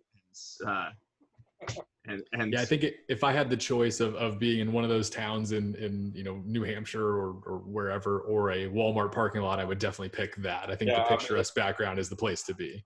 So I have a similar but very different story in that the ending is very different. I did a drive, kind of a sporadic drive. So I have two electric cars. The first is a Kia Soul, which is a 27 kilowatt battery, which gets about 100 miles on a good day. And then I have a Leaf that has a 40 kilowatt battery, which does about 150 miles again on a good day. So I decided last minute from Columbus to go up to Cleveland. It was a very hot day. It was something like 120 miles to get there. And I knew that I wasn't going to be able, there's no chance on on the highway. It doesn't have great cooling properties. So I ended up spending 2 hours in Cleveland and something like 6 hours charging to get myself back and forth, because not only, and I learned this that day, but if the battery gets very hot, not only is it going to discharge very quickly, but it's going to recharge very slowly. So the temperature efficiencies it was a big challenge. And so I was like, okay, well, what's the worst case scenario? 100 miles, 100 miles on 150, what are the odds that I can't get more than 100 miles? I didn't get anywhere near it. And then so I'm heading back from Cleveland. I plugged my car in up in Cleveland. And since it took me so long to get to Cleveland, I got to the concert late, so the car was plugged in less time than I was expecting it to. So I had less battery. So getting to the fast charger wasn't going to happen. So I ended up stopping at 2 or 3 different of the Walmart type chargers, and it was hell. But I learned very quickly that that heat is a real big problem for these things. No joke, right? Especially if they're, I imagine the Audi does a lot better job of dealing with cooling and stuff like that. But on a hot day with the air conditioner going, like it can get pretty hairy. I know the Audi chargeability was a big thing for them. They wanted it to maintain its charging signature. If you look at say the Audi battery versus the Tesla battery, the Tesla battery obviously has better energy density. You can go 300 miles in most cases on one of theirs. But when you charge it, I mean, what is it, like 100 and the Audi will say at like 150 kilowatt up to like 85% charge, and then start to drop off, where like the Tesla starts to drop off before 50. So like if you're on a Tesla, like a supercharger or an Electrify America charger for the Audi for about 20 minutes, you're going to pick up very similar miles. You only pick up about 10 miles less on the Audi. And then so if you can stay in the heart of if you don't mind stopping, and that for me, that's about where my bladder will go anyway. Like 300 miles would be great, but I've got to stop well before that. So I might as well just top off. The e-tron takes its lump. Yeah, right. But the e-tron takes its lumps for not having the extra 100 miles. But I think frankly in daily life, and even when I'm traveling, I haven't really seen a problem. The Vermont trip was fine. It's more infrastructure at this point, and even that is building out so quickly. I was actually looking forward to the Maine trip this summer because it looked like we ought to be able to knock it out in not too much more time than I would have in the car. What was the destination in Maine, or just a family trip to Maine? Yeah, we do vacation to Maine every summer. So this summer is supposed to be, and hopefully it will continue, we're going to do the first day to Freeport, which is where LL Bean is, and then on up to Acadia for a couple days. If you haven't done it, Acadia is amazing. National park there, and this road that goes through it, it's a one-way road that like all kinds of places to stop, whether it's beaches or mountain climbs or whatever. The challenge on Mount Desert Island, which is where Acadia is like there are a couple chargers, but most of them are Tesla. There's like one not Tesla on like some pier in the island. I don't know. I was going to have to go down there and leave the car there for a couple hours. It annoys me so much when there's Teslas using the stupid adapter in like the non-Tesla chargers, knowing damn well there's literally no way for non-Teslas to use a Tesla charger. Actually, there's nothing. There is an adapter I've learned from asking around. So I learned from other e-tron owners, and I think it was a guy who had a Leaf actually, who was like, yeah, you can use the adapter. Then I confirmed to other e-tron owners that they could do it.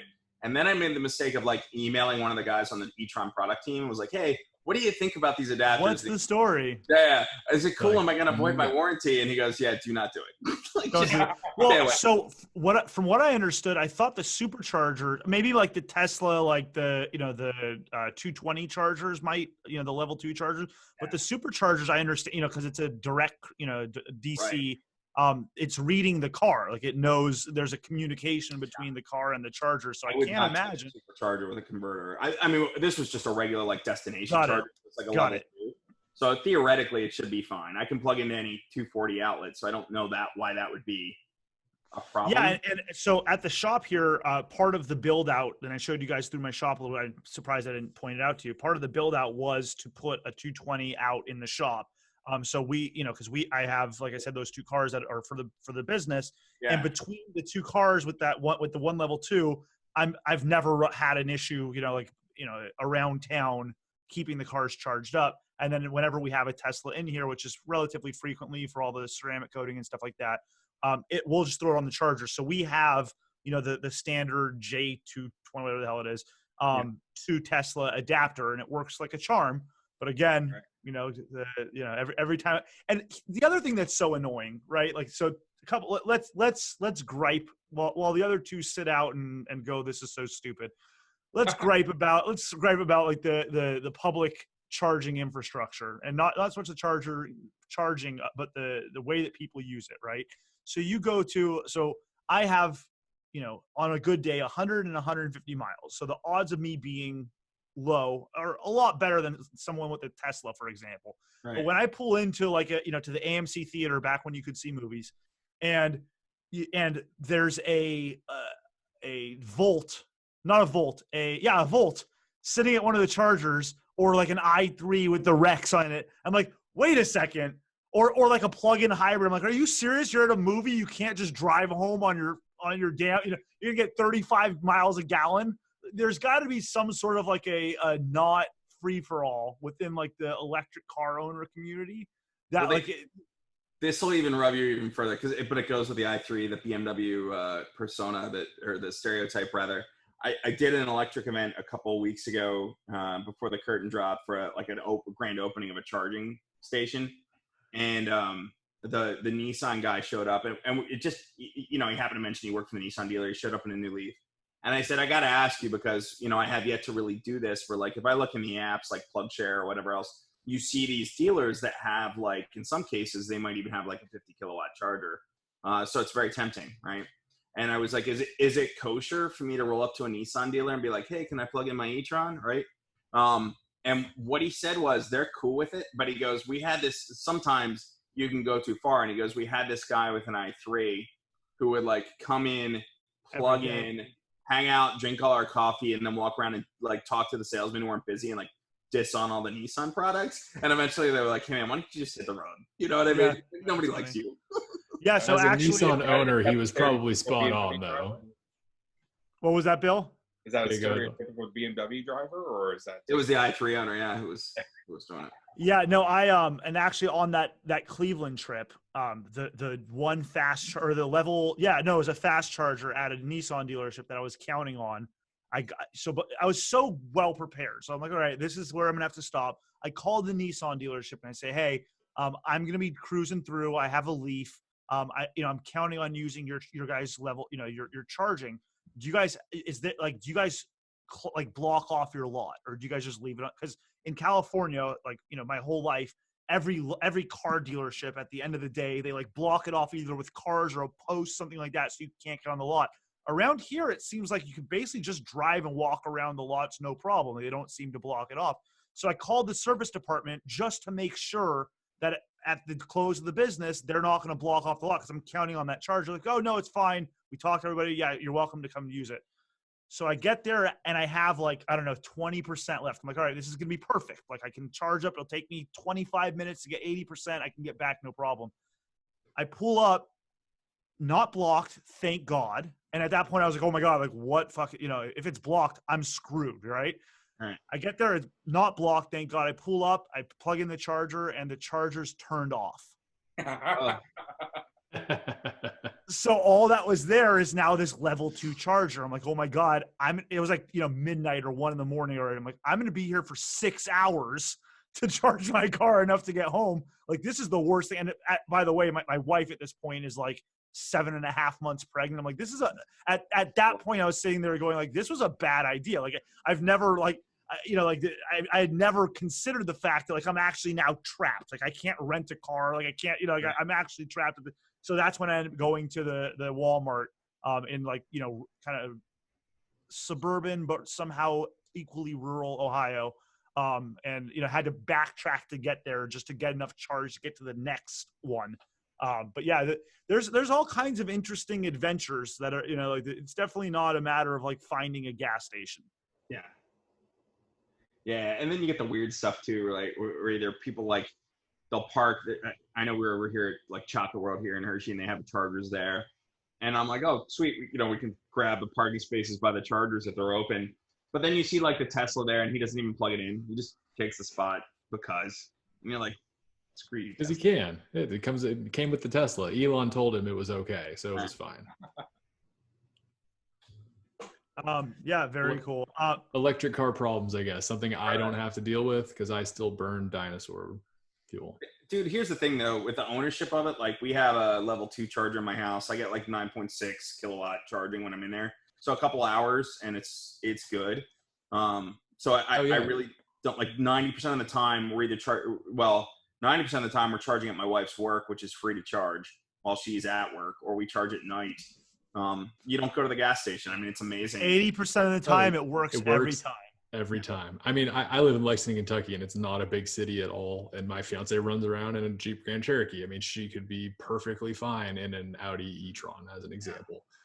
It would be, it would only charge here essentially. If I went somewhere, I'd plug it in because I could. But other than that, yeah, I mean, it would be just fine. You definitely it takes a couple months of ownership to where you stop plugging in everywhere that you can. Like I don't even plug in every night. Like I just go, okay, whatever. Like it's fine. Your commute to the shop is X amount of miles, or I'm going wherever, right? And so it's a very I think, I don't know. I imagine it's a very American philosophy that I need to have something that at any moment I can load up my truck bed and I can tow 10,000 pounds and I can drive 800 miles, right? When people go, well, what do you do if you need to drive more than 150 miles? Well, I just use my other car. Well, what if you only have one car? Well, I fucking rent a car for $29 for the day. Or I wouldn't have bought an electric car. I would have bought a car that's what I needed. That's what I would get. It's just not that difficult. In the world where you can get your hands on a car or you can tour or whatever, for the 363 days a year, it's perfect. Yeah. And I don't mind doing the road trip miles on a rental car, worst case scenario. Yeah, it's the anti-argument to buying a pickup truck to go to Home Depot twice a year, right? You rent the pickup truck rather than buying it. Yeah. Although I'll tell you, I got a beater truck at home too, and the thing about trucks is it's not a beater truck. Let's hear what it is then. Hold on, wait a second. What's the definition? It's actually you see the truck behind Bill, that's what he's talking about. That sits at. I wish I had that thing. That thing is. There's a great story behind that thing too, but no, mine's a 96 extra cab flare side manual GMC. So nice. An OBS GMT 400. It's legit really nice. I found the thing. Now when we bought the e-tron, I had a newer F-150, not a really new one, but a newer. It broke all the time. The thing was a piece of garbage. Really nice piece of garbage. And early EcoBoost. So I had to do the hoses, and it was expensive. So we wanted to unload it and put the money in the e-tron, and then I was like, I'm just gonna look for a cheap truck, and I found this manual flare side extra cab rare truck, and it is sweet. But no, just having the truck is, I've gone without, and we the theory was we'll just rent one whenever we need one. There's an Enterprise here in town, whatever. I want a truck bad. Dude, when you have it, you use it so much. Brandon, you ordered a truck. You have one. It's going to be ready in 7 years. You're getting the Tesla. Would you stop it? Would you? Yeah, I did pre-order the Tesla, but no, actually, you didn't pre-order it. You put a deposit on it. Let's be real. You gave Elon a $100 refundable deposit for no reason. You shut your pile. It looks pretty cool. If it could do the tank turns like the Rivian, I would be more impressed. But I mean, the Rivian's $100,000. I'm actually listen. I've said but the Rivian's actually going to come out and be a real car. By the way, did you see that? What is it? Is it Lincoln that's going to be doing a Rivian base? Yes, exactly. Yeah, the Lincoln trucks and SUVs. They're going to be, I guess, on that Rivian RT1 platform or whatever it is. Did you see? Speaking of the Tesla truck, did you see the Kizil Salim? You know who he is? Live to Offend. No. You got to Google this guy, man. He's a really talented rendering artist. I think he worked for one of the video game companies. I can't remember which one. And now he's doing this brand called Live to Offend, where he does he was rendering these cars, and he still is in CGI. And then they did an E30 M3 for SEMA 2 years ago. And I think he did a Polestar. Polestar gave him a car to build last year for SEMA. But if you look him up on his Tesla truck is legit. It's lowered. It wasn't the E30 M3 from last year, was it? The one with the new M3 drivetrain, the S55 in it? The one that won the Gran Turismo shootout or whatever that they put in the game? Maybe it was a rivet box flare. It looked like the E30 M3, but they're box flares on the car. The black and green one? It was out on the Toyo Bridge. Breaking news. Different car. Yep. Breaking news on the Rivian front. Lincoln has canceled its Rivian-based SUV. Maybe even their Rivian-based SUV due to coronavirus.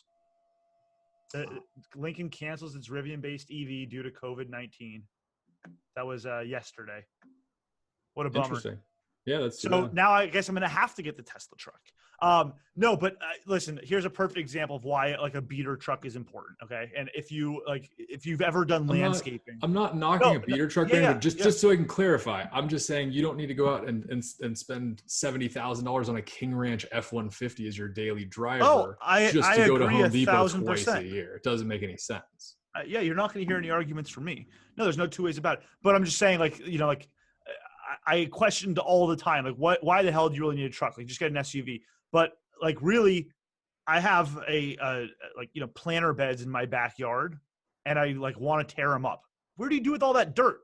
Can't put it in the like the, you know, the yard waste bin because they won't take it. So the only option that I got is to haul it away, and it ain't gonna happen. Or you pay somebody to do it like I did. May I share screen and show you this Live to Offend? Do it. Yeah, bring it in. While you're doing that, if you can let people know what they should Google so they can pull it up if they are playing the home game. Yeah, so look up for Kizzle Saleem. It's KhyzylSaleem. That's way too many consonants. I know. .artstation.com or Live to Offend. You might find it, but it's his page on ArtStation. Oh, that's hilarious. This is his take on like rendering on a lowered Tesla truck, right? And this thing is so Lancia Stratos / 4-door. It's so awesome. I'm in love with it. And I don't even really like the Tesla truck, but this thing is rad. Have you seen the Tesla Model 3 that a girl named Simone Gertz converted into a truck? It's like a Ute. Oh, hold on. I got to grab the screen share. Hold on. Let me bring it back over. What did I do here? I stopped sharing. Thank you. While Brandon's pulling that up, Bill, I'm sorry, George, the E30 I was talking about, it's the same one. It's the black one with the green livery, like the green stripes on it. It was from 2018. Really cool car, and I believe it has. Are we talking about the LTO car? That car was black with green stripes. I googled the Kizzle Saleem, and that's what came up. So apparently they got something good on him. But let me see if I can find his instead. So we're on the Verge.com right now, sharing pictures of a Tesla Model 3. I guess that's like a Smith Ute conversion is what we're looking at. It's on the Verge.com. So basically, if you Google Tesla Model 3 pickup truck, you'll see it. It looks to me a whole lot like a Smith conversion Ute. Of like a Jetta or a GTI or a Beetle or A4, any of the ones they have. I can't say I'm a fan. Brandon, you know the backstory on it? I mean, it's so the girl Simone, I think is how you'd pronounce her name, is a YouTuber, and just cut the bed. Got sick of waiting for the Tesla truck, so cut the bed off of it. And yeah, I agree with you. It does very much have that, like, you know, the roof line of a Smith Ute, but it's apparently it's entirely mechanically a Model 3. It's just, you know, it's purely cosmetic that she turned it into a pickup truck, and it's apparently a very functional, you know, she uses it to haul around stuff, and it's even got some of the rally lights and stuff on it, and it's awesome. I think it's so cool. I like when people turn cars into trucks. It makes me happy. Have you seen the Model S wagon? I forget who built that one. Yes. Rad too. Yeah, I think it was one of the styling houses that did it. Have you seen that, Kevin? Which one? I'm sorry, I lost sound there for a second. A Tesla Model S wagon.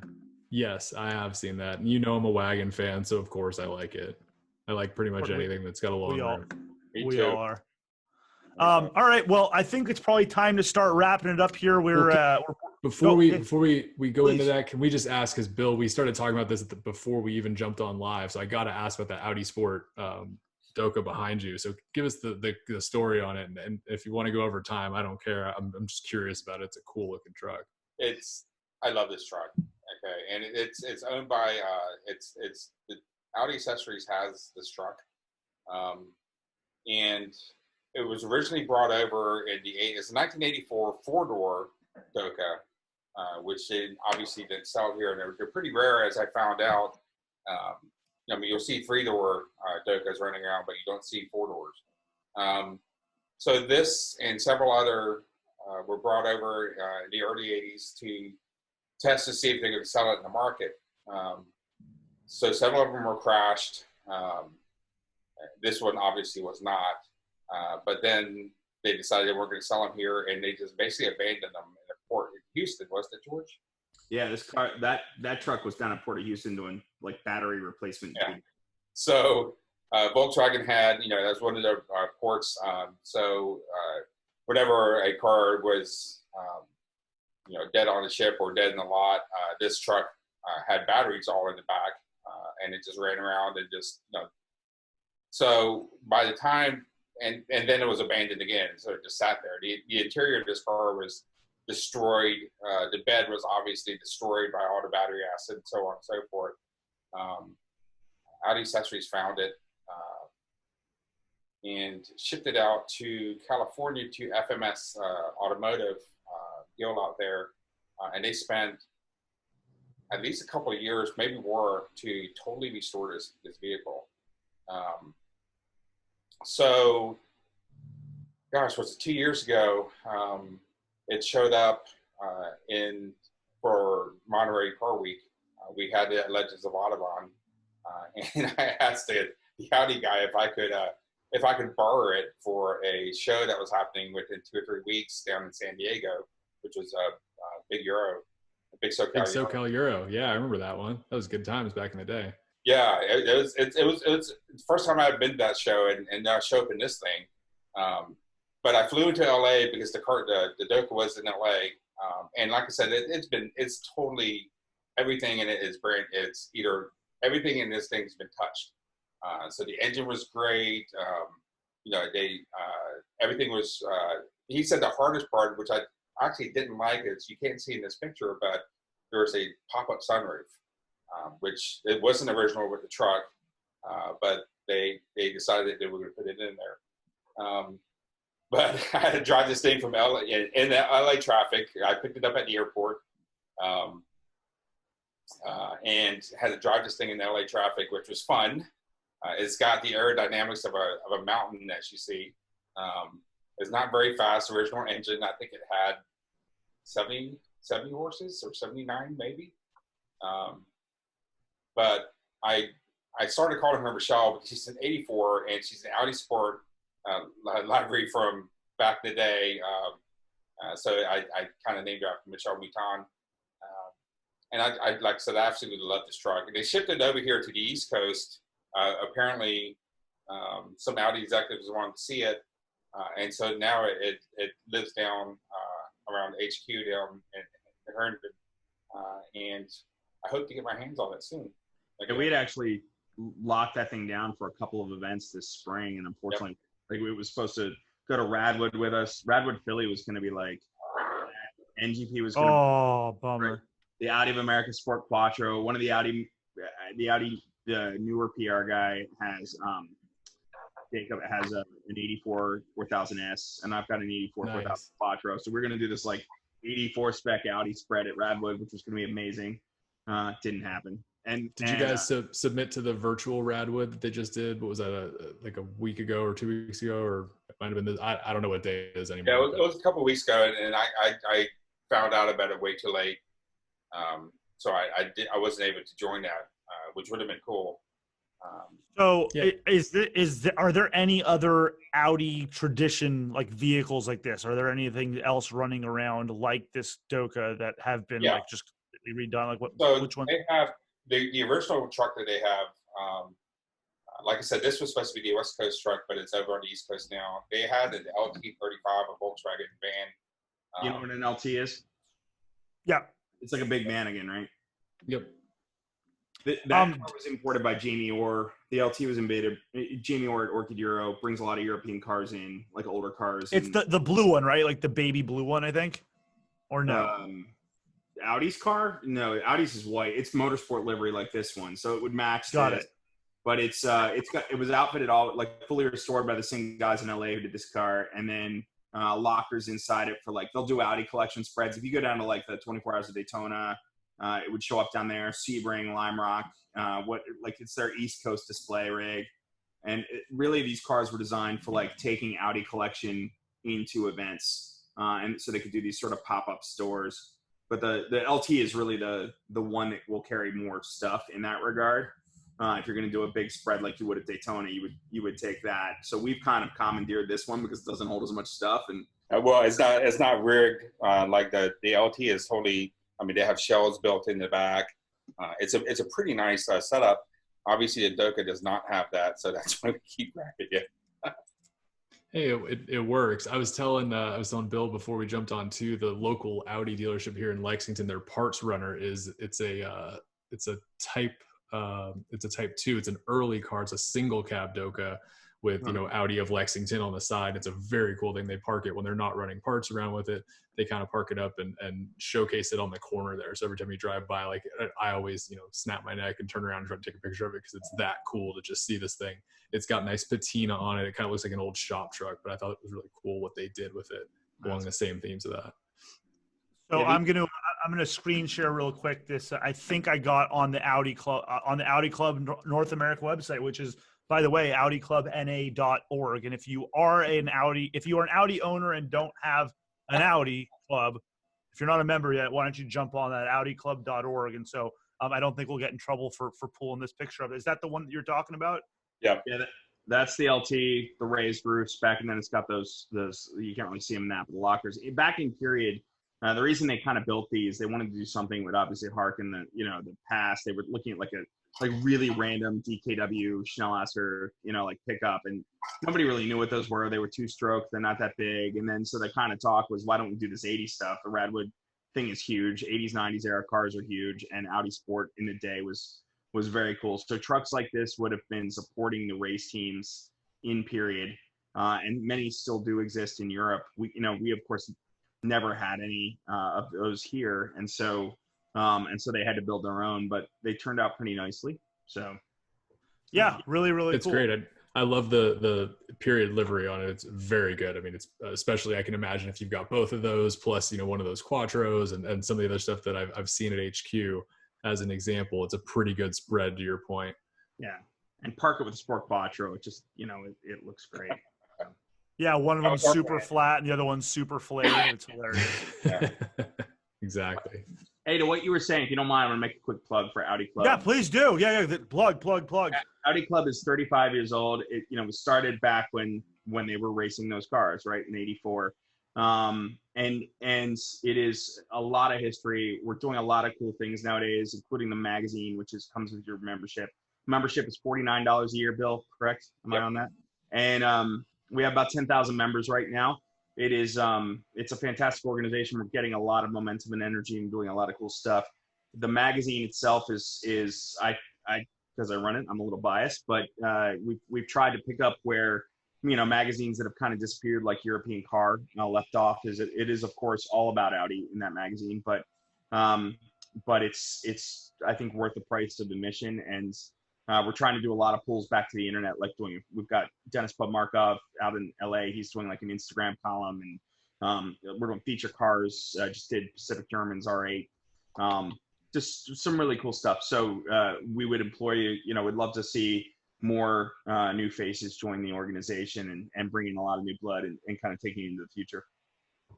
So yeah, and I mean, and I think that both Kevin and I are involved to varying degrees in our local Porsche Club PCA chapters, and I think there's no reason why an Audi club can't present the same type of value, if not more, especially to people our age that are maybe just a bit gray or very gray, but not all the way gray. I don't know. There's a pun somewhere there, but I think that the Audi has this really cool background that it definitely obviously grew up in motorsport, but also there's like a whole lifestyle, but it's not as stuffy, right? Like it's more of a t-shirt than a button down or a cardigan kind of a thing.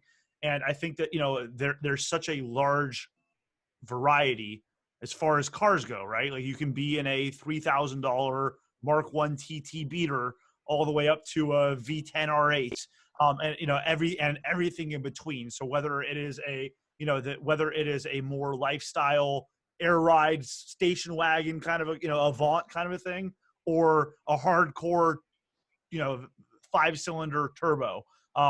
There's something for everybody in the Audi portfolio, and everything that I've experienced from the Audi Club, definitely as you guys have gotten, kind of started to take the helms over the last couple of years. I know the newsletter is awesome. The magazine's amazing. The formatting's great. So anybody that is either an Audi owner, prospective Audi owner, or an Audi enthusiast, I would strongly suggest checking it out. The Audi Club has especially if you're on the Instagram is at Audi Club NA, correct? Yes. Yeah, Audi Club NA pretty much everywhere. I think we don't use Twitter. We don't do much with Twitter, but I think that's Audi Club.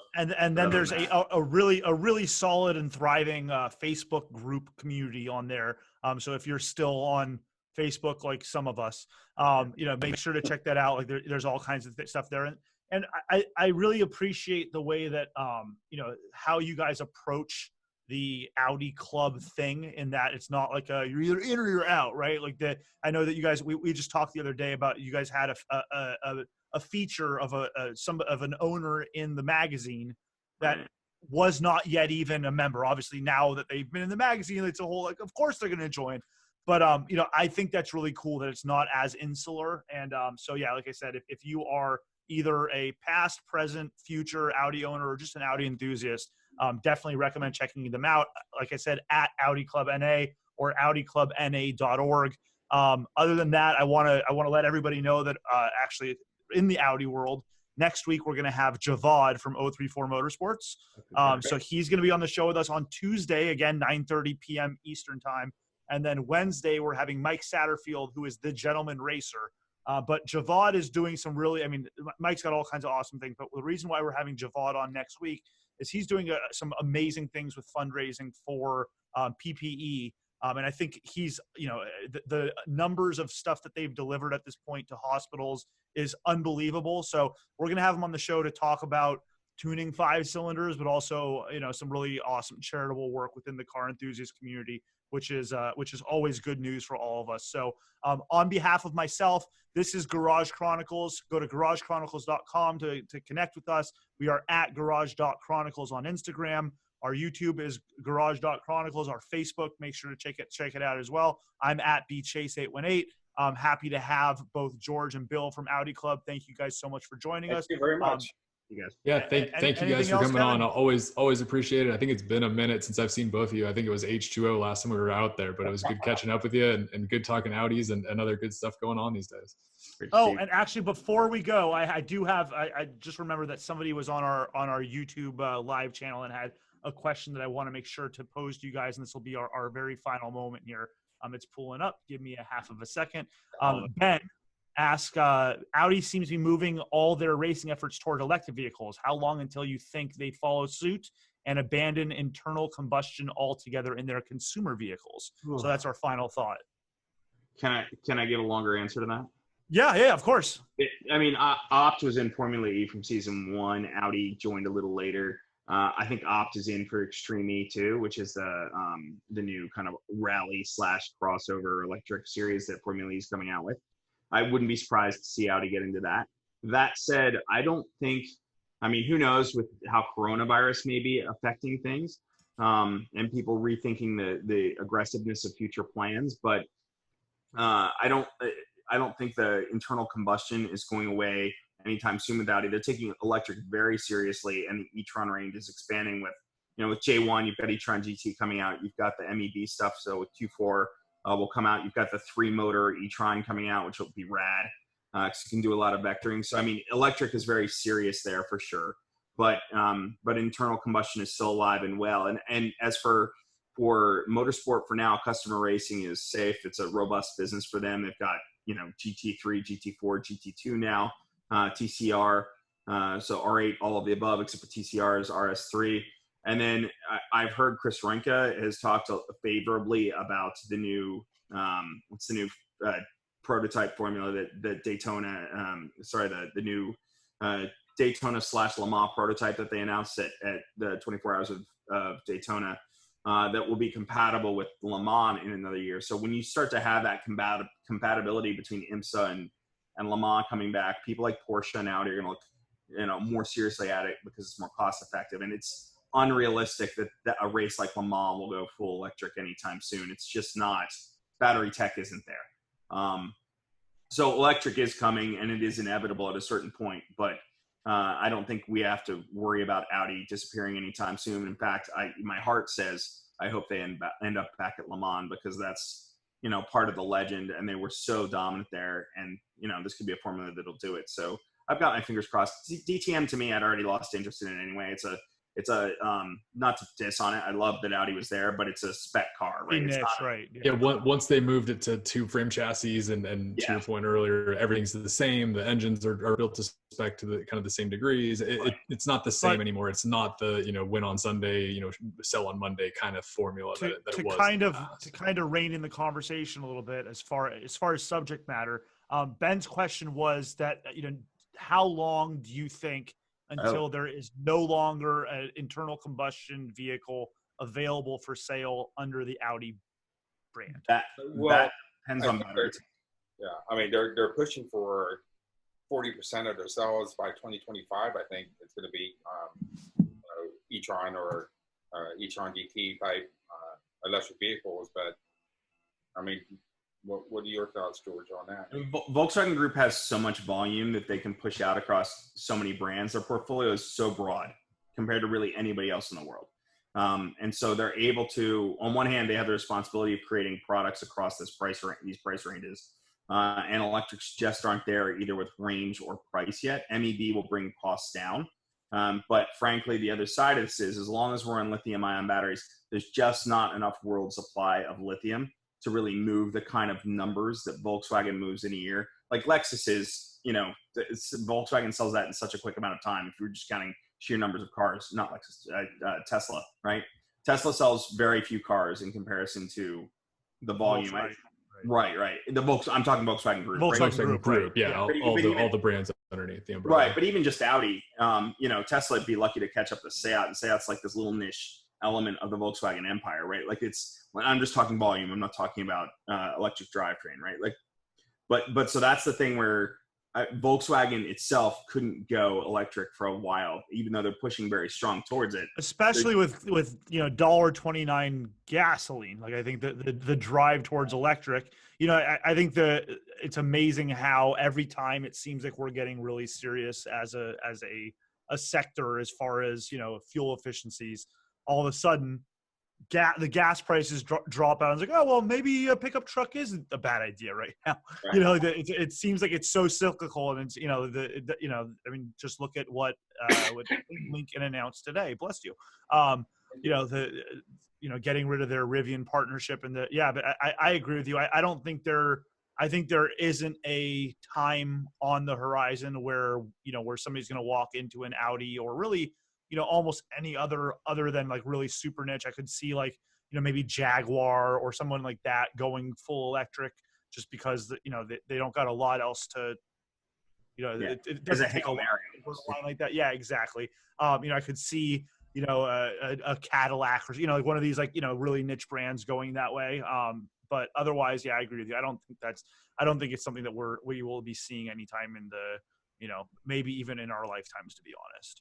I don't know about that. Like 10 years, I think would be way too aggressive. 20 years, I don't know. I mean, again, it all depends on battery tech. We're not there. Right.